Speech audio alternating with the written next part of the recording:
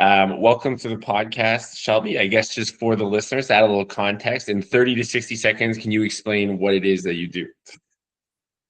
We manufacture and distribute safety apparel. So predominantly started with gloves, and our main primary industry is oil and gas. So our gloves are specialized in the way of an impact resistant glove or a cut resistant glove. That's where the oil and gas market needs or requires for the majority of their work tasks now. So that's how we really got started, was an impact glove game, and our catalog has grown since then to scale across multiple verticals in glove demand for the industrial space as a whole. Gotcha. And so the company's called Stout Gloves, and you're the founder and CEO of the company?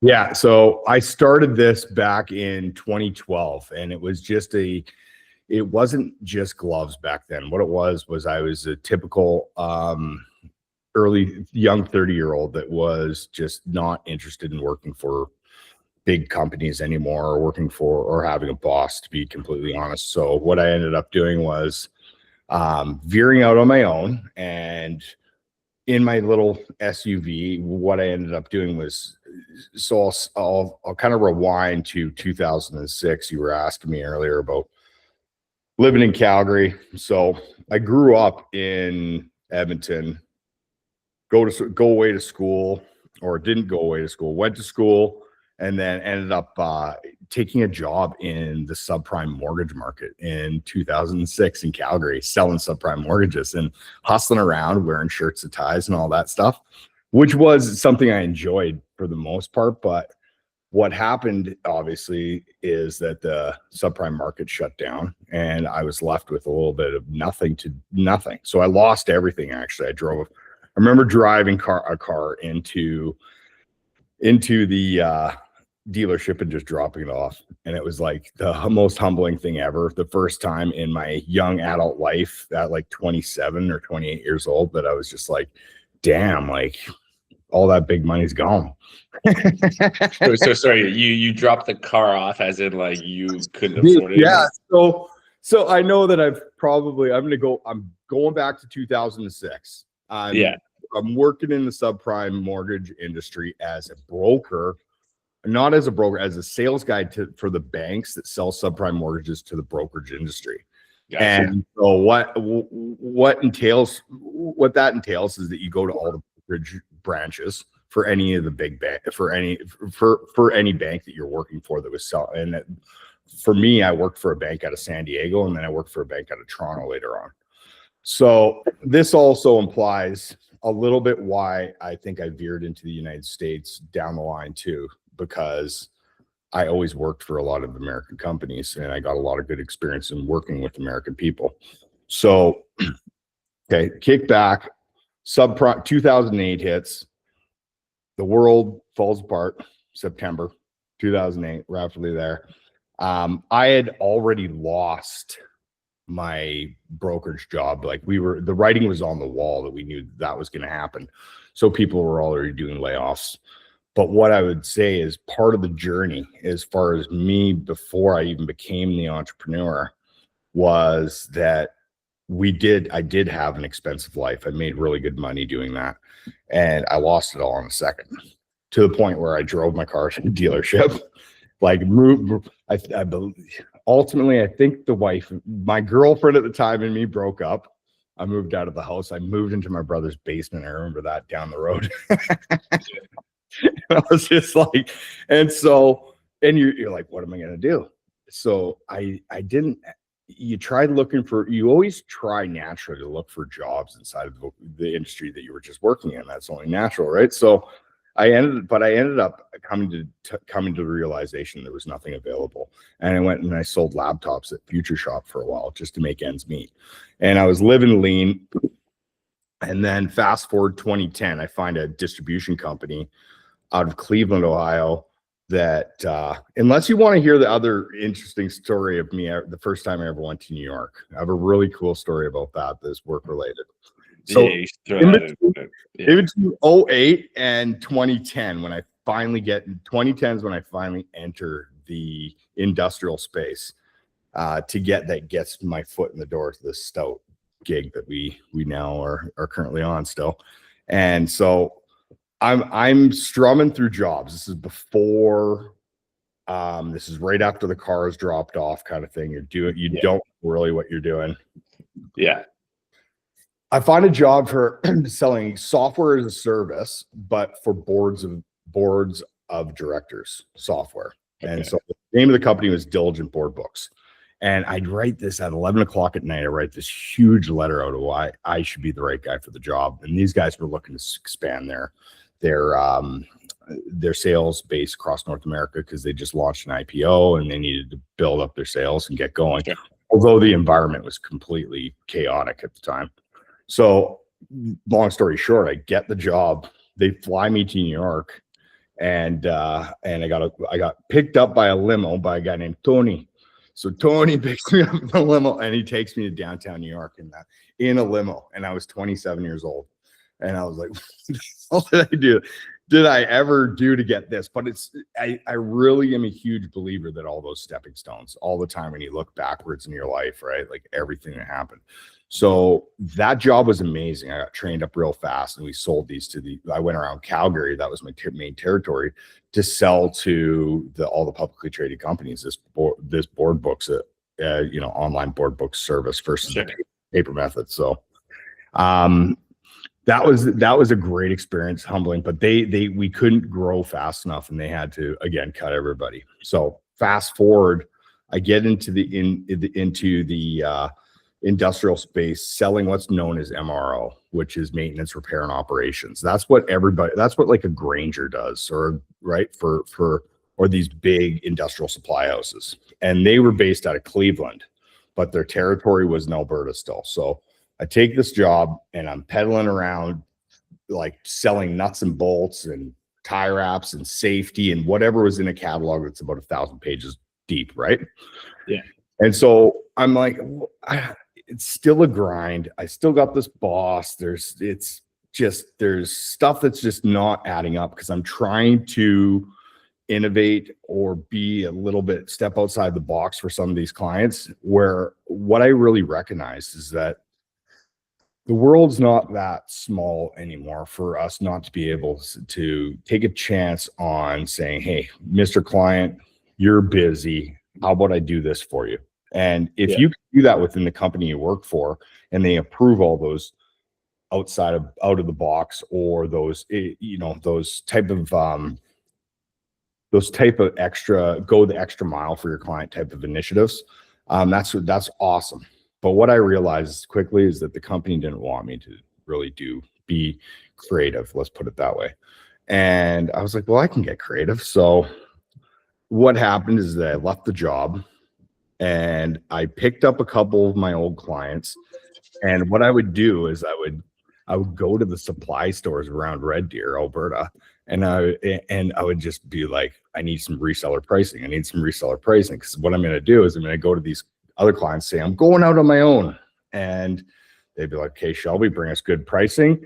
And you can absolutely, as long as your pricing is good, you can come in here and you can sell me all our consumables. So I landed some really good partnerships with some supply houses that would give me some good reseller pricing. That means a deep discount, guys, is what it means. So I can get my margin back out. And so I ran around town doing that. And then I even earned some clients right out, like outside in the oil, in Drayton Valley, for instance. I had a huge client out there that really helped. And then that was in 2012. So this all starts in 2012.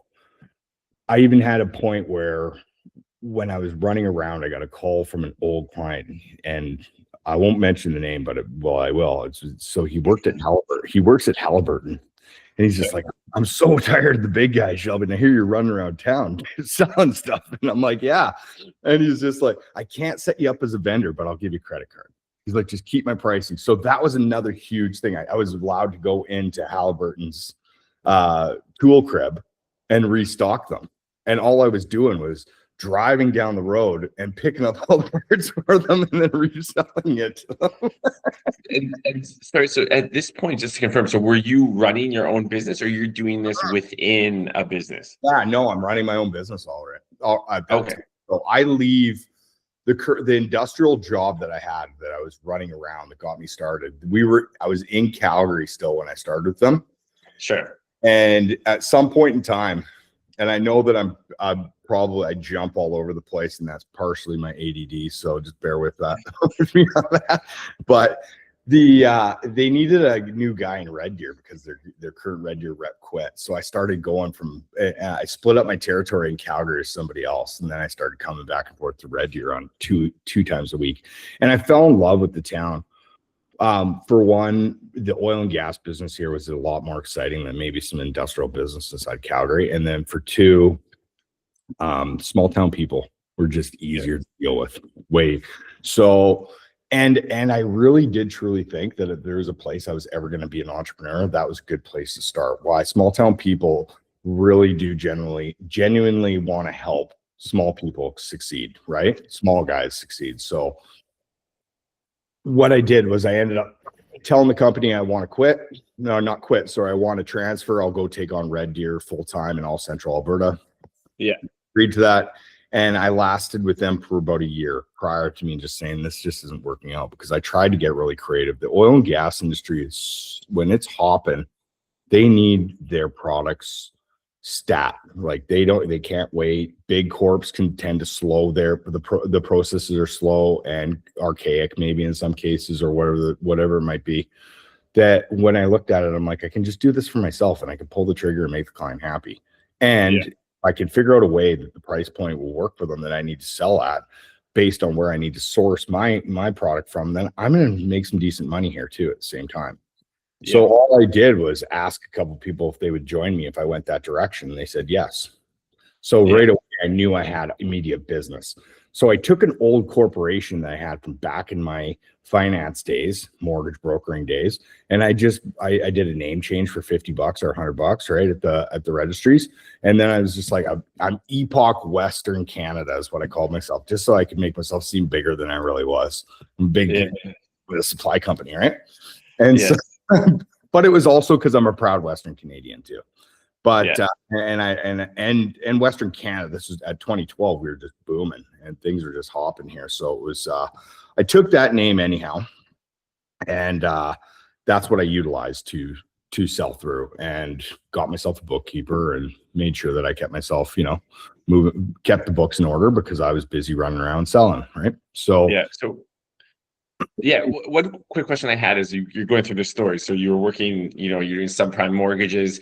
That industry fell apart. It was a tough job market. And it sounds like you got creative because you were in Alberta. You reached out to a New York company. And then you also spoke about how later on, you reached out to a Cleveland-based company. So I think that's something like, a lot of people at some point in their lives are going to go through a tough job market. And then, you're just hammering the same resume to the same companies over and over again in like that specific niche you were in, probably in the same city, which is the same industry you got laid off in. So it's probably going to a tough go. And you see people, they just do it forever and can't find anything. So what was like at that point in time, like what was your intuition that made you sort of get creative? And like, I don't think it's too common that someone in Alberta is going to reach out to a New York-based software company and get a job. Like, how did that kind of come about? And like, what do you attribute that to? Well, they did a post on Indeed or something like that. And it was, like I said, it was 11 p.m. at night and you have nothing going on the next day. So if you're doing anything, scroll back then, 2008 or whatever, I'm scrolling at 11 o'clock still, but not scrolling technically, but because we were still using Blackberries. So I was probably on my laptop, right? So, and I find this and I'm like, this is interesting, not to mention like, look at the creative side or where the market's going. So the market's going online. Would a big paper binder being shipped FedEx across the world to the board of directors make sense when you can actually do a online board books where everybody can just log in and get their board documents that they need to review and sign off on in real time. And I was like, that's an amazing idea. And And so what made me what I did was a really, really strong cover letter. That's what I did. Maybe at 11 p.m. my brain just was ticking the right way, because it took 2 weeks and I was going to follow up. And suddenly it was on a Sunday where my phone rings, and it's a New Jersey area code. And this lady's just like, Brian Henry's flying into Calgary, wants to meet you. And I was like, okay. So I met him at Calgary Airport Hotel, had a great meeting with him, went super well. And I got the job. Maybe just a little luck there too, but I've always been very confident in myself and my ability to sell. That's the number one thing. I had to learn, though, obviously, what this product was all about. Most organizations have a very good training, platform for everybody to get ramped up and launched as far as hitting their territory. So they fly me to New York, where I think I was there for 2 weeks for training. And then you come back and you're like, go, go, go. But my main boss is out of Toronto for Canada. So me and him would talk every day and all that kind of stuff. And he would continue to train me along the way. What I would associate it with a little bit of luck, guys, for sure. Like but it's just good timing, right place, right time. It's certain things like that, again, that you have to look back in your life. What did you do? What was that stepping stone that kept moving you forward? So if you fast forward again to where you suddenly start working for a company, now Cleveland based. I went and spent a month in Cleveland to get trained up to sell MRO parts, for instance, or a catalog that thick, right? Like we're talking 1,000 pages thick. And so I spent a month there doing that. And then you come back and you run around the road. They give you a ton of accounts that they already have, but you have to go out and make your own accounts as well. What the transition for me to I enjoyed so much in that business, in the industrial space, is that you get to go to work almost in jeans and a nice button-up shirt or something like that every day, right? You talk with people that are wearing hats or coveralls that cut the POs to you half the time. And it's a really good environment for somebody like me too, because I like that blue collar, kind of space where everybody's just, kind of ho-hum, coffee drinking and oil and gas bullshitting, right? Like it's a space that I just belonged in a lot better than maybe the white collared space. Although I can pull off a shirt and tie very well, but it just wasn't what I enjoyed every day. Just running around office buildings. I'd rather go into somebody's office, but like technically where they're just, in the oil and gas space, you know what I mean? So, fast forward now to it's 2012 and I'm in my car and I have a few clients that are allowing me to peddle consumable items into their tool shops, into their tool cribs. And Shell and ExxonMobil, being Imperial up here in Canada, make an impact glove mandatory on every site. And they do it almost like there was probably some knowledge that was coming down, but you know how some organizations work? It's like, oh shoot, we have 2 weeks and Shell is implementing this job, and we've got all these jobs on the board for Shell, and I need an impact glove. What the heck is an impact glove? So it was kind of craziness, right? Not to mention the current gloves they were using were probably $3 or $4 a pair. They're being told that they need to buy a $40 to $70 pair of gloves now. So what an impact glove is with TPR on the back of the hand, which is thermoplastic rubber. So all it is a bunch of polymers that are chemically made up in order to create a rubber that is going to help reduce the injury. So by actually directing any impact or pinch points outwards and upwards, right? Effectively reducing the injury. So you're not going to save somebody's hand per se. You're just going to reduce it from maybe a thumb being lopped off, or 20 stitches, maybe you only get 5, right? You know what I mean? Yeah.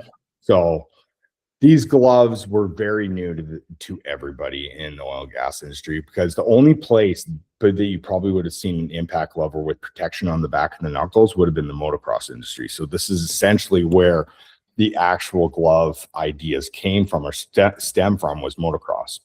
Yeah, so So are they like the ones with like the almost like the plastic bubbles kind of on the knuckle that yeah, like that's exactly what the motocross industry uses, albeit yeah. you can't really that's somewhere along the line, and I'll date back. Some of the bigger American guys were a lot quicker to the movement, to the tune of probably around 2008 is where I think I remember hearing that the first impact gloves were starting to be used in the States heavily, or even and it's probably even a little earlier than that. So you could fact check me on that. But at that point in time, though, this was being mandated by two of the biggest oil and gas operators in North America, and they're saying, "Hey, this is what our standard is now. Change, or you're not allowed on site." Right. So what I ended up looking at in our market is we had two big guys in Western Canada, one called Bobdale Gloves and one called Watson Gloves.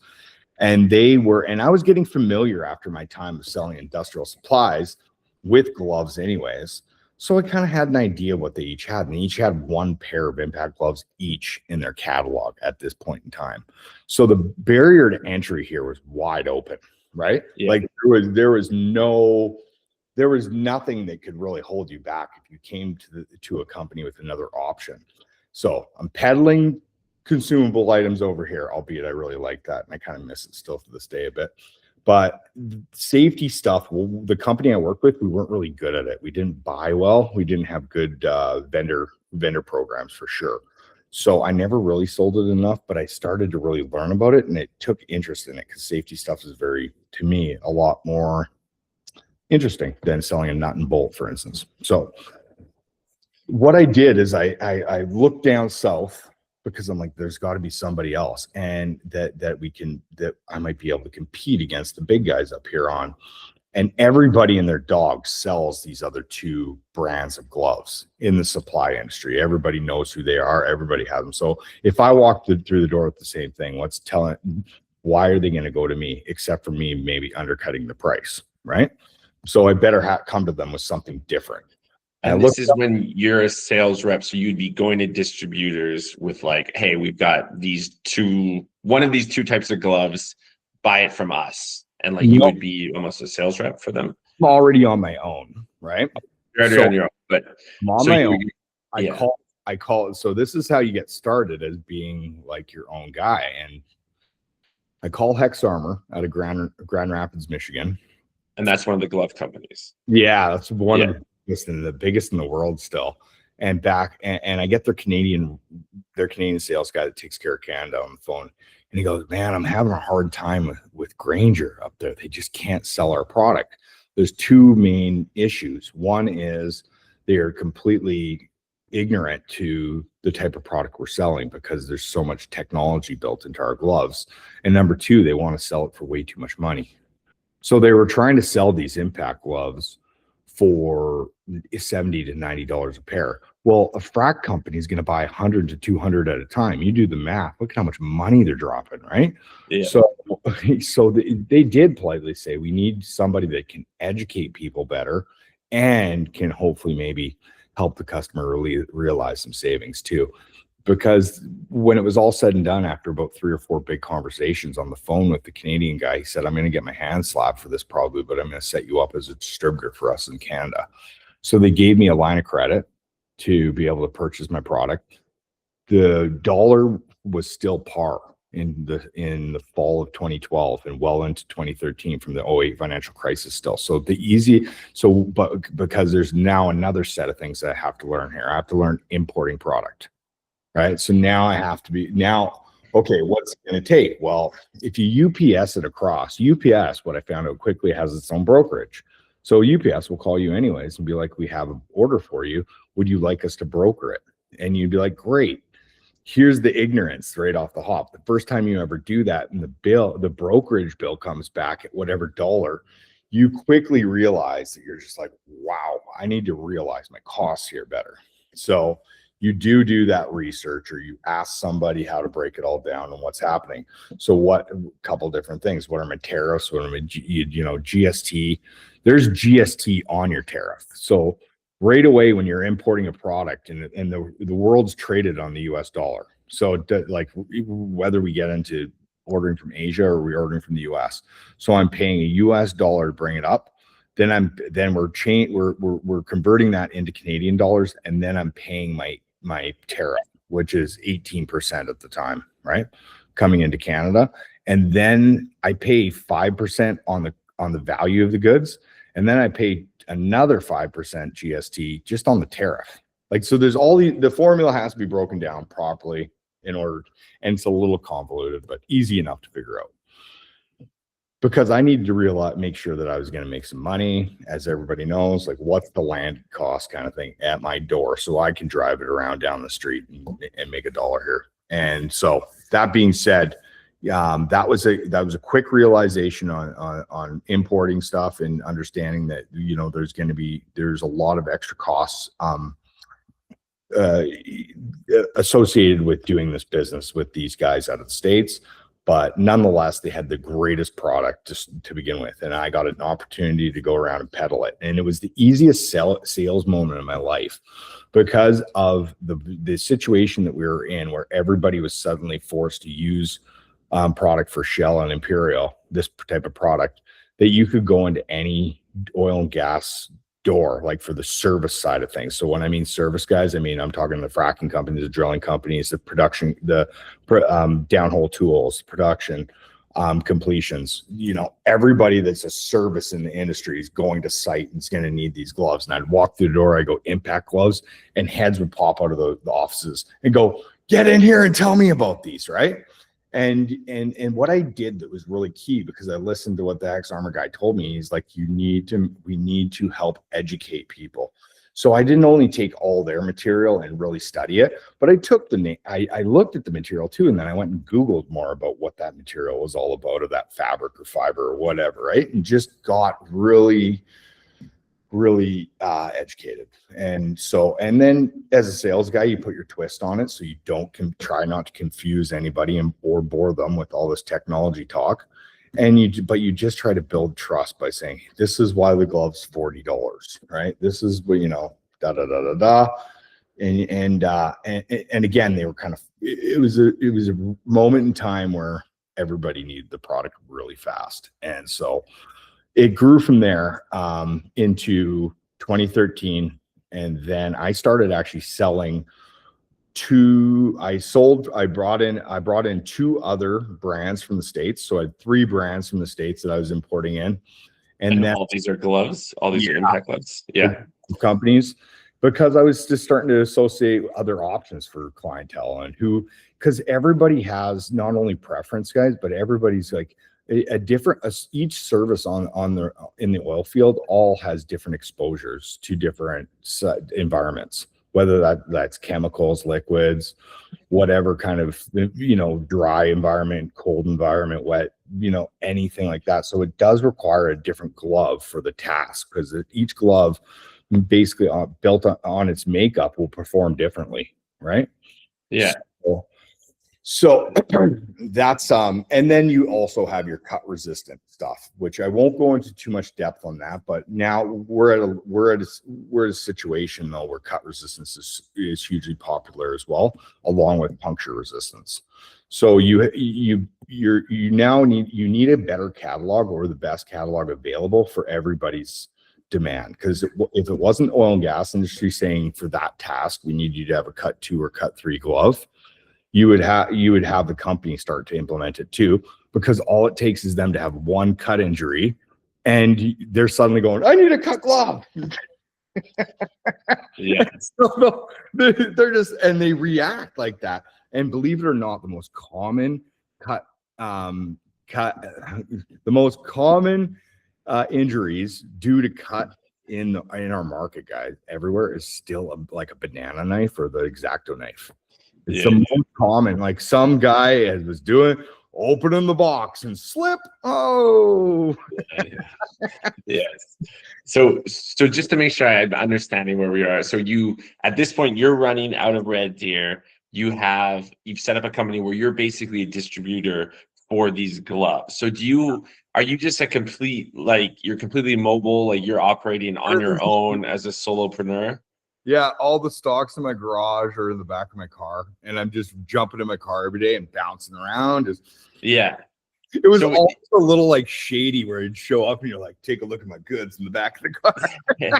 so, but it sounds like, at this point in time, the dollar's at par, so you're able to buy the products at a good price. It's at a point in the industry where people want these gloves. You have, you're a distributor for 3 different brands. So it sounds like things are probably pretty good for you. What made you then want to transition into starting your own gloves? Yeah, so we made it through 2013 successfully, but I'll give myself a pat for always kind of having my thumb on the pulse. And we knew that the dollar was going to go back to its historic value against the US greenback, right? So the loonie is not going to last at par. And that was going to, and the Canadian competitors were starting to evolve as well and come out with more options and get more involved in their own catalog of impact gloves. So you're going to have a harder time competing with them that are bringing it directly from Asia into Canada versus me who's bringing, because what's happening is that you're going to have obviously an exchange rate that's going to put you out, but you're still paying another tariff. So when you think about a product going through the US and then up to Canada, the tariffs have been paid twice now, right? Because somebody paid for the tariffs to get into the US, then I'm paying for them up here. So effectively, we're grossly outpricing ourselves. So I kind of knew this, and it was like fall of 2013, roughly, let's call it November. And a guy that I knew really well said, hey, he reached out to me and goes, you're doing really well with this, eh? As you make some of your posts or whatever about what's going on in the social media world. And I said, yeah. And he goes, have you ever thought about doing your own? And I was like, no, not really. But he's like, I can introduce you to somebody that can take you to China. And I was like, interesting. So, the second week of January, I met with this guy finally, because December obviously is what it is and not really a good time to go over to China. But I meet this guy in middle of January and do a quick introduction. We hit it off right off the bat. He was a white guy out of Edmonton, and he lived in Shanghai for 10 years because he was the main buyer for those San Francisco gift stores in the mall. Or if you guys remember those. Yeah. So because I guess San Francisco, that retailer was started in Edmonton, I guess. So this dude was fluent in Cantonese and Mandarin. And so he took me over there and we went to a trade show and did a bunch of, and he took me and traveled me around parts of China and stuff like that. And we were there for 2 weeks. Just best thing I ever, like, I came back with 2 factories in my pocket and he introduced me quickly. One of his friends that he grew up with in Edmonton actually lived in Shanghai full time now. He was a Chinese fellow already, but he decided to take a job over in Shanghai and move there. And that guy got me. We went out with him one night, and he said, "Here's my buddy's number and contact info in Vancouver. He's a graphic designer because you're going to need one, right? Like, if we're going to get going on this, like, it's one thing to make a glove and just look at what the patterns or the designs that the Asian factories are going to give you. But if you're going to build a brand, right? If this is really going to happen, how are you going to do it for yourself? So you need to get." Now we're starting to connect, more things need to come together. It's a lot of, it takes a village, right? As they say. So, but that's, so I come back from China with them, and I got 2 factories ready to work with. And I get going with this designer to start implementing our own designs and getting our own prototyping started. So we get working on that. We launched 2 products. So by June, so I came back in the end of February 2020. It was 2014, and I have this guy that tells me, I'll help invest in you. We need to get it launched by July 1st. And I'm like, okay. So I worked day and night. Like, I was putting in at least 16, 17-hour days. I just wasn't stopping because the moment that China woke up, I just started working with them as well on everything. And then I was working with the designer we got our main TPR patterns made, not the ones you see today, because this is very, very old school from back then. We called the original company Rock Tech, actually, RAWKTECH. And I worked my butt off, and we, like, not only from design, like just the design of the glove, the packaging, all that stuff goes into it, hang tags, yada yada yada. And we launched actually at a music festival on July long weekend, and that was a cool experience because they put Rock Tech Presents at the very top, because the guy was an owner of a music festival, and he was a promoter, and he put Rock Tech Presents. So I had Five Finger Death Punch and Korn play underneath my banner of gloves of a no-name company that just started out. But what really made that a lucrative opportunity for me too was that the big clients that were already buying gloves off me that I was bringing up from the States transitioned over to me right away, right? So I why do you think? Yeah, why do you think that is? Because I mean, obviously they trusted this product that you've been selling them forever. Now all of a sudden you're like, literally put the safety of your employees in the hands of this new company that, like, I just started. So I mean, it's a big ask. Like, why do you think you got them to do it so easy? Well, they believed and trusted in me.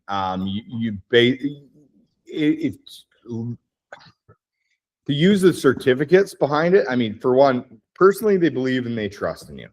Second of all, you have to get all your stuff certified. So my cut resistant levels, or my puncture resistant levels, my tear levels, and my abrasion levels are four of the main categories right there that we're testing. And that's done by that CE. You guys would see CE in a lot of products that you probably purchase.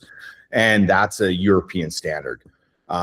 Not to go too much into all the standards at this point in time, guys, but there's a new North American standard we follow now called ANSI. But back then in 2012, we only followed the European standard for all our testing and standardization for the markings on the gloves that we needed to the product that we were making.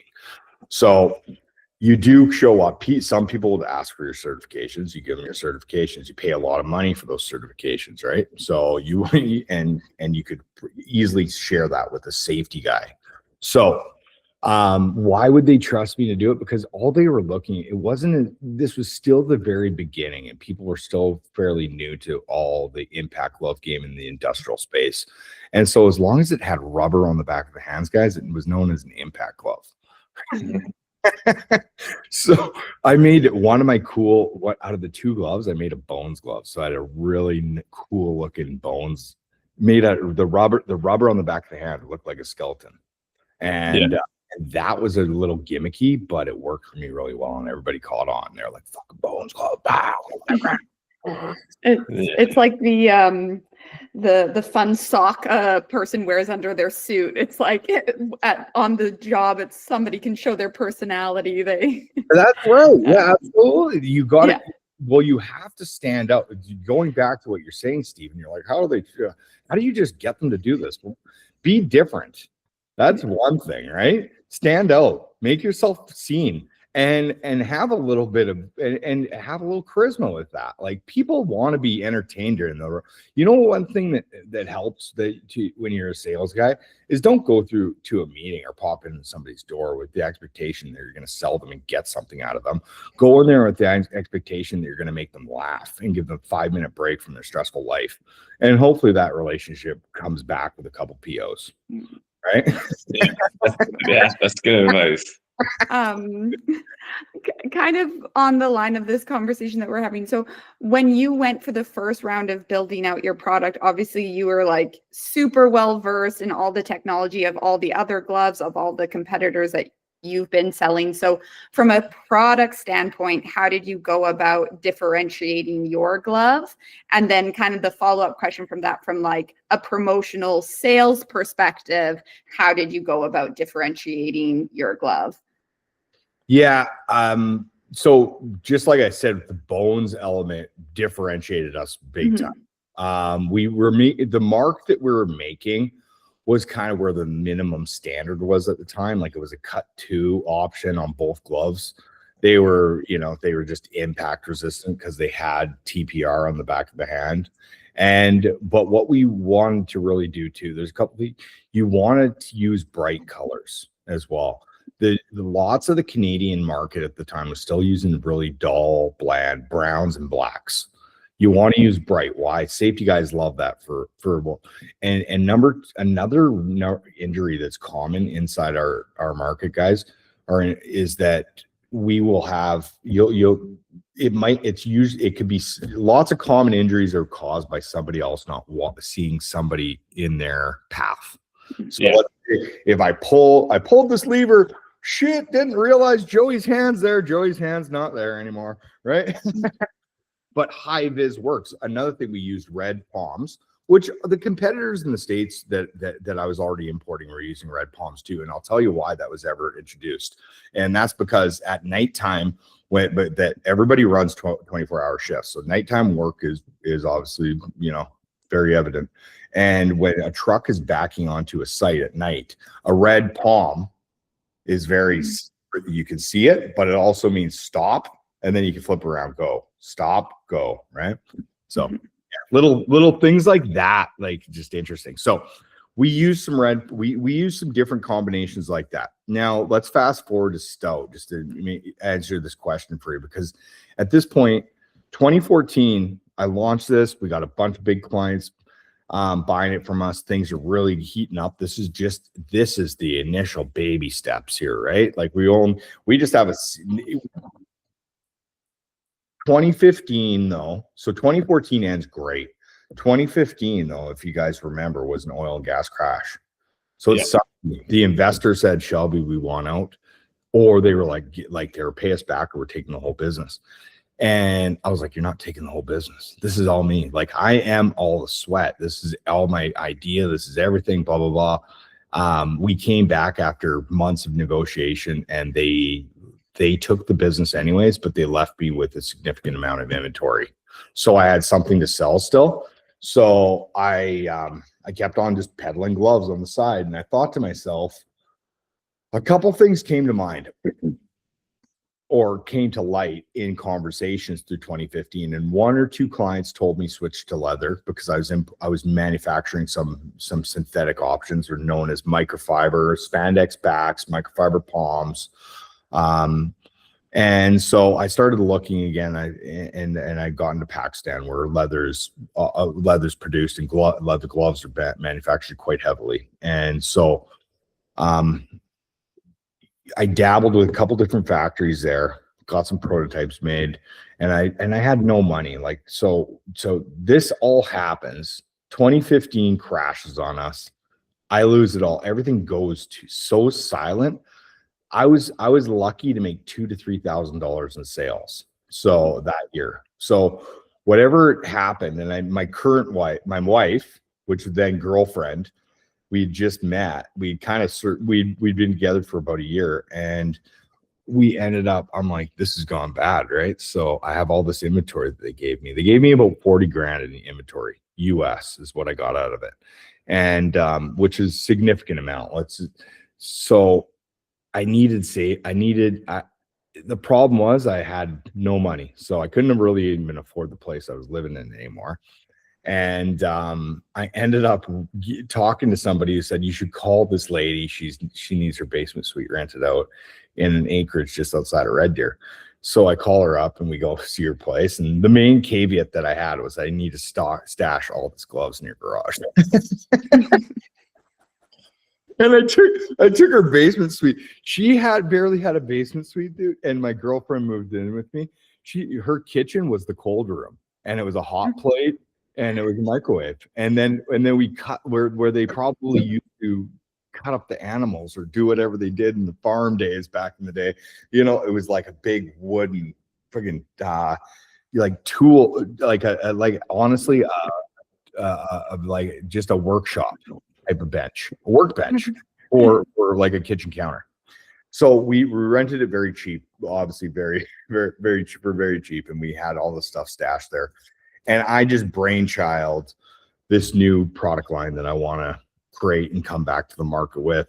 And I had absolutely nothing but the money in my pocket, like the money on the floor and the gloves that I had left over. And that was just paying the bills and putting food on the table month to month. So I'm thinking to myself, how am I going to do this? And I'll tell you guys straight up, one of the rules of entrepreneurship is you just, you say yes and you figure out how you're going to do it later. Jump off the cliff and build the parachute on the way down. Right. Yeah, that's right. You learn to fly on the way down, man. And so I've got this stuff that I'm going to launch. And so it's fall of 2015. I got it all kind of teed up, ready to go. I know that if I need a really strong name. If I'm going to do this, I'm crazy. I'm doing this by myself. What is it that's driving me to do this? And who the heck am I? And who is the consumer? So, and let's go with one syllable. So stout, outside of a beer or a short stubby man or whatnot, is the act and or behavior of a person brave and determined, which is not only what I believe I was representing, but who our consumer is when they go away to the job, and face the dangers they face every day. So we ended up, I went with stout, and I thought one syllable, bam, let's just ride with that. I wanted something effective. Like I think I read up on you, Stephen, that you're into surfboards a bit, maybe conversation and whatnot. And so my background, like skateboarding, punk rock, that's a little bit who I am. And that's what we wanted to bring, is more of an edge, more of a youthful style to our industry than what you're seeing in Canada at the particular time. All three big glove companies in Canada are archaic. Two of them are over 100 years old and one's like 60 years old. So it's just like we can edge them out in youth and almost a cool factor, because now what you're in, when you're selling a commodity, you better brand well or else you're going to get kicked to the curb. That's the only thing. What is your story and what resonates with the consumer where they're looking at your product versus the competitors? How do you touch their heart? Right? No different than the brands that you guys wear every day. Based on what you're doing, you might, if it's the gym, maybe Nike feels better than Under Armour. I don't know. If it's going out, maybe it's one high-end brand that you prefer to wear when you go out for your dinners on Friday or Saturday versus another. But what you do when you put that on is it makes you feel special. We're still selling apparel. We're like, although it's for the work industry, these people want to feel cool still. They want to look good, and they want to know that what they're wearing is probably connecting to them some way, as shape and form inside their heart as well. That's branding to me, at least. So what we did when we launched that stuff and we got it going is that I did have one handout. I went to this lady at the beginning of January 2016. I said, and she resold my gloves for me out of Drayton Valley already. And I just said, I need like 10 grand just to bring this first order over. And she goes, I'll lend it to you. And I was like, okay, cool. So she lends it to me and gives me a few months to pay it back or whatever. And I get the first stuff going, and I'm trickling along. Then I'm like, I need more money. And she's like, I'll lend you a little bit more for the next order. And we keep going. And and all she said too, though, is just give me a really good deal for me so I can resell the product, right? Make as much money as possible, but here are my terms for paying me back. And so I did have a little bit of a handout, but here by the summer of 2016, the market was actually back and came back really well. And I think even some of our big competitors in the Canadian marketplace didn't, like, everybody got screwed over royally in that shutdown. Like we went in the 2015 oil and gas crash, went like the tap shut off immediately, and even the big companies took a hit. Like so when I was sitting there with product and I was already slinging it around and going door to door, and I had this new product, all of a sudden distributors started calling me saying, my client's wearing your gloves. I want to know if I can resell it. I want to know if I can resell it. And that's really, all of a sudden something happened. And maybe it's also, is your story resonating with people? Did you spin your branding a certain way? Was I using high vis TPR versus black TPR? Absolutely. And did I also change into more of a leather based product than a synthetic based product? And I did, and I took that advice and it worked really well. And So the biggest win I got out of this in 2016, I'm at a local pub. The owner of the pub says, my buddy with KBR Construction working in Fort Hill Suncor wants to talk to you about gloves because they're gonna spec in a new glove program.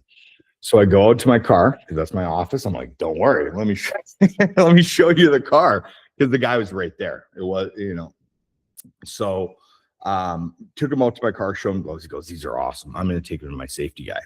So 2 weeks later, the safety guy calls me and he says, I love your gloves. I'm going to get them down to our Edmonton office to procurement. So procurement can start, working with you on quoting and whatnot. And it was for their winter program, 2016, 2017. And so I go through probably 3 or 4 meetings for sure, like in their office in Edmonton. I go through multiple phone conversations, emails, quotes, whatever. I knew I was up against one other big American competitor. That the KBR's head office is Houston, so there's obviously it was going to be. They traditionally bought this American glove, and so I worked with them really well. And then probably about early August, Fred, the procurement guy, was like, I'm out for the rest of the summer to my cabin. And I'm like, okay, well, we'll see you later, Fred. Like, keep in touch. And it got really quiet for a while, to the point where I'm like, yeah, it was kind of wishful thinking, because this is a big job. They're working on the final construction of Suncor. So the middle of September hits, and I knew that I worked out a deal with my factory, and I knew that the money was there for me, that I could fly the product in and still be profitable. And I knew I could make the gloves fast enough because I had this factory telling me they could do it for me. So middle of September hits, and I reach out to Fred, and I'm like, Fred, what are you doing? Like, winter's coming. No word of a lie off Game of Thrones. Like, winter's coming here, dude. You're in trouble. And he responds back, and this is just randomly, like one Wednesday or Thursday morning, and he responds back. He goes, Len didn't get a hold of you? And I'm like, no, Len didn't get a hold of me. And this is over email, by the way. So I'm just referencing what his voice must have sounded like. and suddenly, about 5 minutes later, a PO pops up in my inbox, and it's for $75,000. And I'm like, whoa, what the hell? I'm like, Jesus, like, for a guy like me, I'm like, that's a huge amount of money that these guys are investing in and doing. So I do a backflip, probably a couple spins, I'm like, I probably yelled I'm back. And because, you're grinding it through where you're hoping you can get, you're going to get back to where you were in 2014 again, coming out of a downturn like that and losing your investor partner and whatnot. And so I took a quick shower too, because it's early in the morning. I was still working in my underwear probably, or something like that. And I take a quick shower, come back out, and there's another PO in my inbox. And I'm like, they probably duplicated it. Lots of times that happens. And I read the numbers. The numbers are completely different because, of course, a big company like that has like a 20 alphanumeric friggin' PO number. And and I emailed them. I'm like, did you guys make a mistake here? And they're like, no, we want the one delivered by this date and the one delivered by that date. So I had 150,000 in POs given to me in one day. My life was changed. Wow. That's and kind of looking at that shift. So obviously there's that phase of life where you're living in the basement suite. You're like, you don't know, when the next paycheck is coming in. You're working, you've built up this business to now, like you said, you had one day that changed your life. And then obviously it's very much grown from that. So how, as like an entrepreneur, what did that shift look like from going from like, we're just kind of trying to get by to like, oh, wow, now's actually like we're seeing success. How do we amplify this? How do we grow? Well, I'll say I'm the judge. Well, the judge of success. Sorry, somebody just tried calling me. The judge of success, I don't think, is not necessarily by money. And if you always are chasing money as an entrepreneur, you're likely to fail more often than not, because that's not where the substance of what what you're doing lies. And I don't believe the universe is really going to answer your wishes anyways, if all you're out there is just to make some money. So you change by firstly adapting to what the responsibility is that you've been given. So how am I going to make sure that you execute on what you said you're going to do? And that changes to that changes basically, you just get to work. Have you ever like that you know, if I don't work the 9 to 5, or I don't go away and work I don't work 12-hour shifts as a tradesman or anything like that. So but when the day starts, for me the day just got busier. You know what I mean? Like there's more work to be done, and there was a big added responsibility. So I needed to manufacture them. They wanted it by a certain date. Obviously I had regular clientele buying stuff off me on a regular basis. So all this was going to help capitalize it. So the funny part here is that I was telling you guys how I needed to build a parachute now. I just agreed that I would make $150,000 worth of gloves for somebody, but I had no money. So what I did is I was like, I don't have a clue how I'm going to do this. The factory agreed to deliver without and receive payment upon delivery. So what I had to do is I ended up factoring my invoices. That was the only thing I could think of doing. So I would take I made the first run. So I answered the first run, I factored it. I lose like 3 to 5% or whatever it was. Like, big deal, man. Take that 3 to 5% loss the factoring company is going to take off that invoice, and get and just get the business rolling and get yourself financed so you can pay back the factory, right? And that's kind of that's how I got going. And then I took that, because I was growing so fast then, I started factoring a lot more of my invoices outside of just that particular client. I started going to lots of clients and being like, it's a little bit of a hard sell through to the purchasing or accounting department, because the one thing is, when a factoring company comes to it gets presented to somebody, usually it means they're in trouble. But in this case, it was just me just wanting to start off, and I wanted to be liquid as much as possible to be able to pay for all the expenses. Not to mention, my expenses got a lot larger. So you just had to get more. A good way to answer your question, Kelly, is that I got more creative.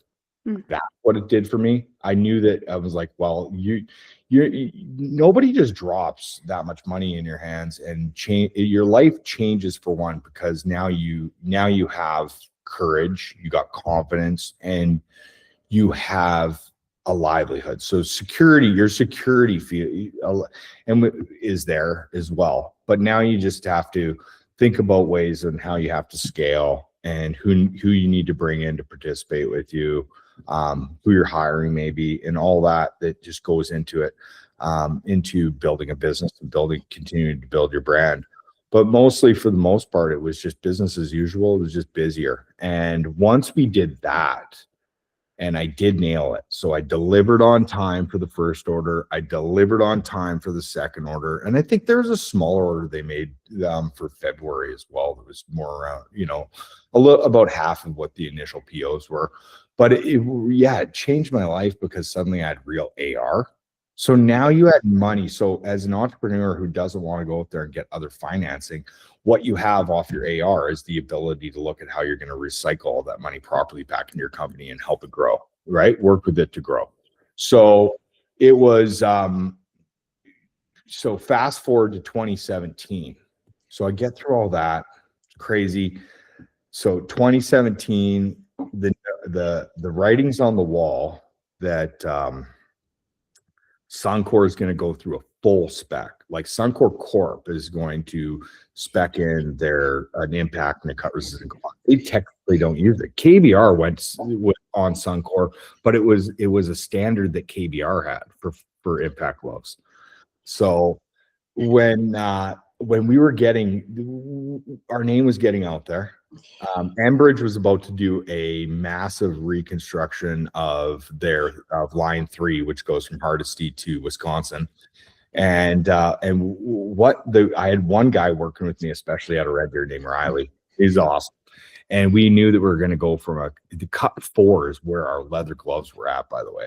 And we knew that we heard rumors and rumblings that the industry was going to go to cut 5. So we had changed already to cut 5 and started making a cut 5 glove, impact glove already. And so the success, this was going to piggyback off your question a little bit as well. What came with that was doors start opening where you never would have saw them open either. And it's not necessarily because word of mouth is still your best marketer, right? And it's, where do you get that glove? That's a nice glove, blah, blah, blah, right? Or it's just visibility on site. Because when you go to some of these sites, there's about 3, 4, 5, maybe 10 different service companies on that site performing whatever service that needs to be done, and everybody's got a glove on. So your glove's you're getting visibility that way as well. So that's what kind of changed for me. So the next biggest things that really elevated us to the next level was that the stories are awesome. So it was what was it? It was the winter. We had an amazing 2017, obviously. Everything ended with KBR and things kind of slowed down. But in January of 2018, I heard that our products were up in Suncor and getting trialed and tested because Suncor is going to do this. The end of February, Suncor has a major hand injury and calls an emergency PO, and we were the only people with a cut 5. They spec cut 5 impact onto into their safety requirements for gloves. And I had a bit of summer product on me still, but mostly winter. And the distributor that sealed the deal for me went ahead and they're like, we got the product, right? So they took all my summer product. I'm like, this is weird. It's the end of February, it's still cold. And they're like, no, the weather's gonna change. Well, fast forward 2 weeks and the weather didn't change. It stayed really cold that year. And they came back and bought all my winter product. I was like, I had to reduce the amount of levels I was saying I had for inventory just to make sure I was still holding the inventory for my other clientele. That's another tricky part of the whole game too, because people will clear you out if they can, especially companies of this size. And then we knew that we were on the bid for their they had a 15,000 pair RFQ that went out. And we got on it. We were doing well. And so anyhow, I'm like, where are we at with this? Like, how's it going? Like, is there a finalization? And the distributor that was on the deal for me said, you know, the purchaser. And I was like, what? Yeah, the main contractor, so-and-so, you know, the purchaser. I go, give him a call. And I gave him a call. And the next day I won the 400,000. It was 15,000 pair bid. It was a $400,000 PO. And then I had to figure out how to finance that one too. Yeah. No, that's so I kept growing. And then Enbridge line 3, we got primary on that later on that fall as well. And that was also piggyback off all this noise that kept going. And as soon as the pipeline industry picked up on us too, that kept on going too, really helping us expand properly, really helping us get our name out there. And the sad part of the story, guys, is that once you start mowing your big competitor's lawn that much, they're not going to stay quiet very long. And consequently, and I was told by a lot of our competitors, they're like, well done. Like, you made the glove. We told our managers and our bosses for a long time, this is the type of glove we should be making and so forth. And we hit it off. And then everybody just started catching up. Like, the big guys, you can't keep them quiet forever. And looking for investment for what is such a commodity is tougher than you think, actually. And so, and we're so young still. So our numbers, we're carrying a lot of debt and our numbers don't look that great. The debt's in the form of inventory mostly. So it has to be sold and turned into money all the time. But it's up in the oil and gas thing too, is also what, you want to try to, and happily to this day, we've diversified out of it. But you want to try when you're pigeonholed in the oil and gas game, that's a tougher sell for an investor as well, just because it's just such a volatile market, right? So yeah, we had them copy a lot of our products, and we had them and then we had them lower.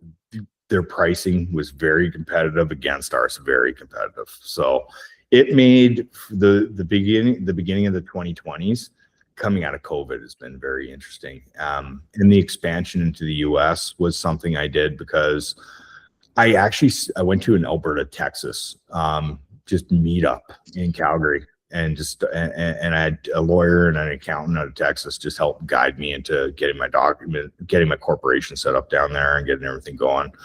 And then I sat on the corp for a while until somebody at a golf game in Red Deer actually said, our company just opened up in Fort Worth, Texas, and we got way too much space. Maybe you should ask them whether or not you can sublet some space from them. And that's how I got started. And then the rest is history. The hardest thing I've ever done is try to expand to the US. Like and that's probably another hour-long podcast to just talk about the US market with you guys. Yeah. It's a tough one, man, but it's so fun and so rewarding. And Americans are so fun to do business with. I can't take away from Canadians. I love the homeland, but it's just such a different world down there for business, right? And everybody, especially in the South, they'll take the shirt off the back and help you. If you're a grinding out entrepreneur, dude, like that Southern hospitality is a real thing. Everybody wants to see you succeed, right? Yeah. So yeah, it's cool. Yeah. I don't know if that. I know. No. I can keep on, but I don't know what or how much time you guys have or what. No, that's great, and we want to be cognizant of your time. So I guess the last question we always like to ask people is, someone who's gone out there taking risks. If you were talking to someone who was thinking about starting something, whether it's a company or any sort of endeavor, what advice would you give to them? The best advice you can give to anybody is to honestly never give up. That's the main thing. But if you're just looking to start, don't be afraid of failing as well. And I know that's such a cliche to say, but two things is that you're going to stumble, you're going to fail. You better get tough skin because you're going to get told things that you don't like to hear. Keep to it, and don't listen to everybody either. Maybe I hate, lots of people want to steer you sideways. Lots of people think they know what's best. If your gut and your heart, your intuition tells you something, just keep on following it. Because at the end of the day, you're joined entrepreneurship for a couple things: some financial security, some freedom, and the ability to do what you want to do, and how you want to do it. Like if you think it needs a little bit more red over here, then put a little more red. If you think it needs more black, put more black. But don't, you want opinion, but here's a good way of putting it when it comes to like music or it comes to artists or stuff like that. They make it for themselves, and then they hope that the consumer likes it, because at the end of the day, that's what you're doing it for. You're doing it for yourself, and hopefully, what I'd really say too is make sure you have a good story. Like, what is your why? We've all heard the Simon Sinek book, Start With Why. What is your why? Like, why are you doing this? And because if you don't know, if it's only for money, again, like I said earlier, then you're going to logically probably fail, because what is it really for that drives you? So, and then when you hit those rough bumps, and don't ever give up. That's because although it's not for everybody, it's not for the faint of heart, man. So no, that's great. So I've really enjoyed this. Really appreciate the time. So where can our listeners find you? So you can find us at www.stout-gear.com. So stoutgloves.com still up, but we have a new investor partner out of Calgary now, who is joined forces with us as of December 2024. And so the whole year of 2025 has been a restructuring for us, which has been great. And we have this investor behind us, and we renamed the company Stout Gear because we're expanding into more products than just gloves now, which is exciting. But yeah, definitely stoutgear.com, or stoutgloves.com works too. But that's where you can find us. You can also, you know, you can find me on LinkedIn at Shelby Hrechuk. You can find me on Facebook. You can find me on Instagram. Under only Stout Gloves though. So Okay. yeah, That's- you gotta Batman yourself a bit, right? Or Bruce Wayne yourself a bit. I don't know. I'm just not. I like social media. I got a love-hate relationship with social media. Yeah. We'll link them all. But Shelby, Yeah. thank you so much. It was fantastic to learn about your story, and I think people are going to really like it. So really appreciate the time. I appreciate you guys as well. It was nice meeting you both.